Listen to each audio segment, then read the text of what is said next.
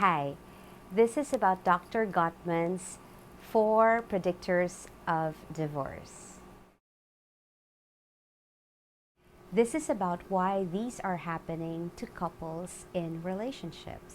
The perspective of this video is the self-evaluation of the partner who criticizes, who defends himself or herself, who behaves contemptuously, and or stonewalls his or her partner.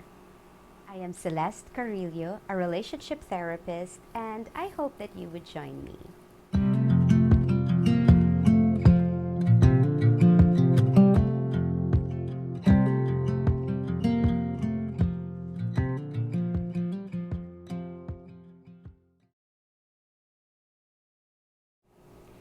Based on my professional experience, people criticize their partners in relationships for want of order or control. Without some sense of order or control, they will have to face the fear of mistakes or failures, humiliation, shame, and the judgment or criticism of people around them. And not only the judgment or criticisms of the people around them, but also their own self-judgments that they will persecute themselves for. You're still there? All right.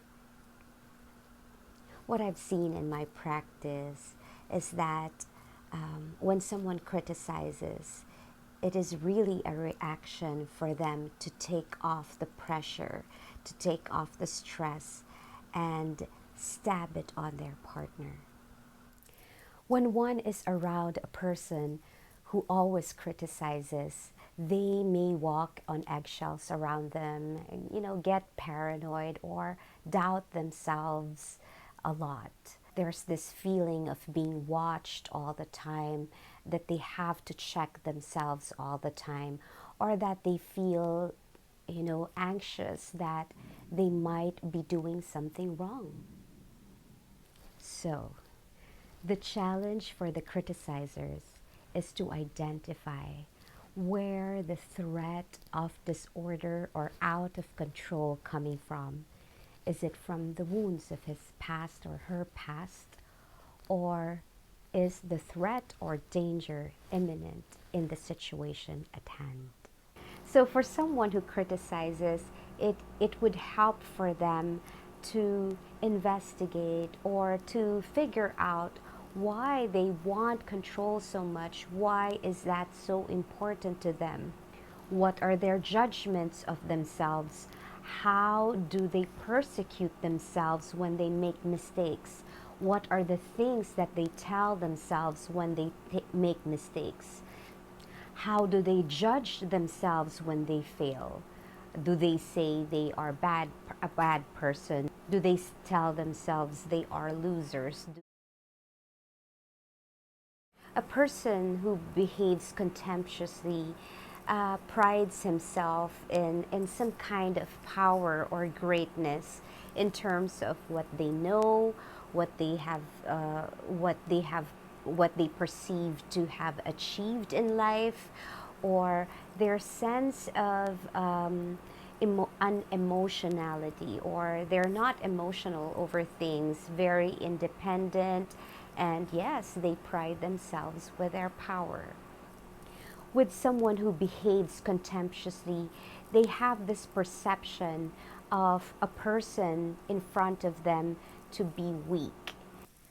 A person who thinks or feels or behaves contemptuously tend to look down on what they perceive to be superficial, to be a chatterer, to be ignorant, to be careless. They look down on sacrifice, martyrdom, dependence, or emotionality. Someone who is free to express herself or himself, his care, his love. They perceive vulnerability and ignorance to be a weakness. And so they scorn at it. What contempt resists or belittle is actually what they need to face. What I've seen in my practice is that vulnerability to love, to care, is actually powerful. To be vulnerable is having the courage to put down the burden of control or high standards. The power of vulnerability is the courage to be open to pain, to disappointments, to frustrations, to fear. Are you still there? Anyway, now we're down to the last two, defensiveness and stonewalling. Defensiveness, wow. There's a lot to discuss with defensiveness, and yes, this is, I think, my favorite. Not that there should be any favoritism at all. All right, so let's talk about defensiveness. Defensiveness is the recognition of an attack or a threat, okay? It's like there's a red flag. You've got to fight back because someone's going to shoot you if you don't. All right, so there's this alarm that's set off. So it's like your fortress is going to crumble. Shoot now, shoot now. And it feels like you need to defend yourself in order to survive. You need to defend yourself because you're going to suffocate. But defensiveness is twofold, all right? The first one is that there really is an imminent threat. And the second one is that there's not. But in my practice, what I've seen is that both of these cases may lead to separation or divorce. So let's talk about the first one, that he or she was actually being criticized. He's being put down, and so he defends himself. But the second one is an interpretation that he is being criticized. It can be as innocent as there's a job opening today and someone feels threatened and answers back, are you saying you're tired of me, you're tired of, providing for our family? Our interpretation of our partner's behavior is suddenly seen, like a war zone where they have to fight back because the partner is attacking them. It feels like the partner take out the bandage from an old wound, because we won't be reacting or we won't be needing to defend ourselves if nothing is really triggered in us. There's no wound.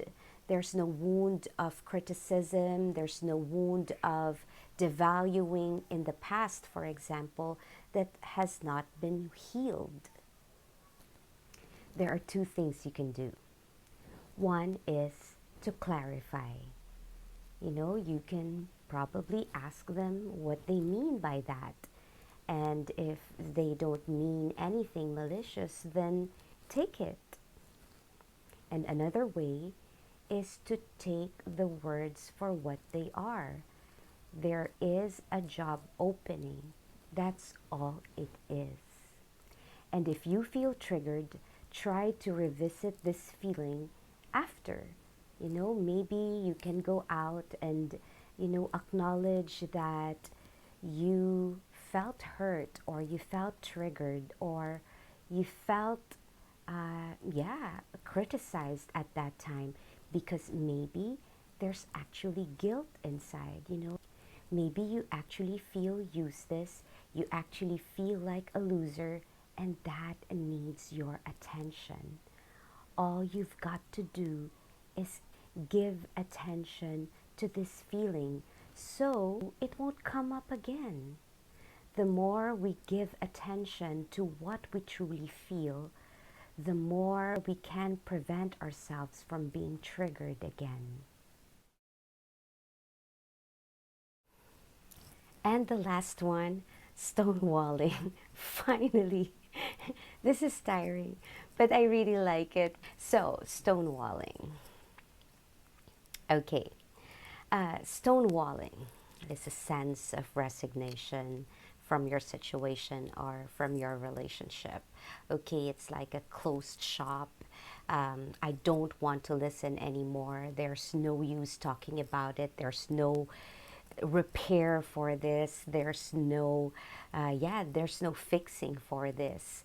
And it's like ghosting, or when we walk out on a person, or when we put our arms across our chest, and yes, we just are not going to hear it out. For example, I don't want to listen to you anymore, or someone walks out. What is destructive about stonewalling is that there's no clarity in stonewalling. What does that mean? Does it mean you won't listen to me now, but you will listen to me tomorrow? Does it mean we're never going to talk again? Or does it mean you still love me? Does it mean are we still together? You know, those things are not clear in stonewalling. There is no clarity. One is only left hanging, guessing, or assuming what you mean. So, what's missing in stonewalling is a rope, a drawbridge, or a window. What I mean is, I'm pissed. Let's talk about this tomorrow. So, the let's talk about this tomorrow is the window. You know, it's like they're just pissed now, but tomorrow you're welcome. That's the window. Or I love you, but I just don't like what you did. You know, the feeling is still there, the commitment is still there. Or I'm going out tonight. I'm just blowing off some steam. I'm really pissed. You know, there in that statement, you know, it's clear they're just pissed. Based on my practice and investigation, stonewalling comes from an emotional exhaustion, a burnout, fatigue that leads to cynicism. What I've found is that this emotional bankruptcy comes from doing what is right, you know, what is honorable. It may also come from sacrifices where we feel like we sell our souls. And to be emotionally bankrupt means that there was little self-care, there was neglect of oneself to do what is honorable or what is right. Of course, we have to do what's right or honorable, yeah, but we don't have to kill ourselves for it. When we do what is right or honorable to a T, it is like we are keeping this cloak of infallibility. It's like we don't want to stain our immaculate self-portrait. What I found is that there were sacrifices that were truly unnecessary if couples communicate their feelings, collaborate with one another. So the challenge for stonewalling is to, yes, to really investigate what is this righteousness all about? Why do you have to neglect yourself for it? Why do you pressure yourself to be infallible? What is the consequence of being fallible? What is the consequence of being stained? What does it mean to you if you're not clean, if you are not flawless? So, that is the whole discussion. I'm tired now. I need my self-care. So anyway, before I end this, here's a short recap, all right?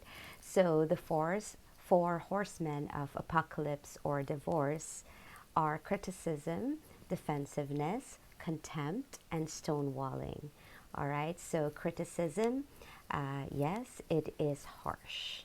All right, but criticism is about really investigating yourself, about what is really happening inside of you, the turbulence inside of you, and be able to separate that from the situation at hand.